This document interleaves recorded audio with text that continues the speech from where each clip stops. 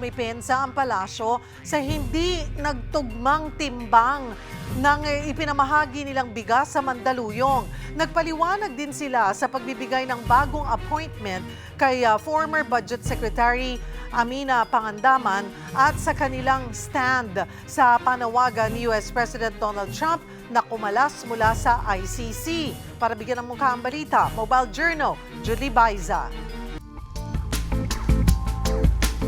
Maagang nagtungo ngayong Martes sa Tarlac si Pangulong Bongbong Marcos. Ininspeksyon niya ang National Academy of Sports Learning Center and Training Facilities sa New Clark City sa Capas.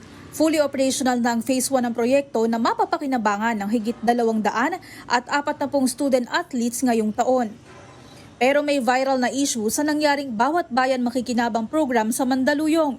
Sabi kasi ng netizens, yung ipinamahaging bigas na dapat 10 kilo, 8 kilo lang. Isinisiya ng palasyo sa supplier.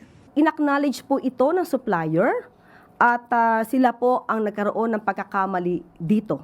At humingi na po daw sila ng paumanhin sa Mandaluyong LGU.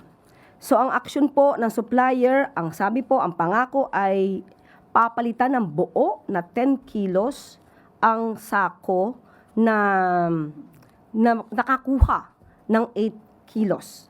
Sa kabila nito, hindi pa rin daw ligtas sa pananagutan ng supplier. So ang LGU po ay nagdesisyon na i-blacklist ang supplier at may isinasagawa na rin po silang pag-iimbestiga patungkol po dito.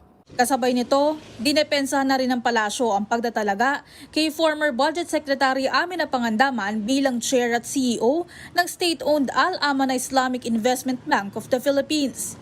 Maaalalang nagbitiw si Pangandaman sa kasagsagan ng investigasyon sa anomalya sa flood control. Sa ngayon po ay wala tayong nakikitang anumang kaso na kinakaharap ni dating Secretary Amina Pangandaman. Kung meron po sila maikakaso at meron po sila ebidensya, sila po ay malaya na magsampa ng kaso. Samantala, nagbigay din ng pahayag ang Malacanang sa umuugong na government-wide campaign ng Amerika laban sa International Criminal Court o ICC. Sabi kasi ng US, banta sa kanilang soberanya ang naturang korte. Nangako rin silang hihikayati ng iba pang mga bansa na mag-withdraw sa ICC. Pero paglilinaw ni Palace Press Officer Undersecretary Claire Castro, hindi sakop ng ating gobyerno ang anumang polisiya na ipinatutupad ng US government. Mga kapatid, Mobile Journal Julie Baiza po, hatid ang mukha ng balita.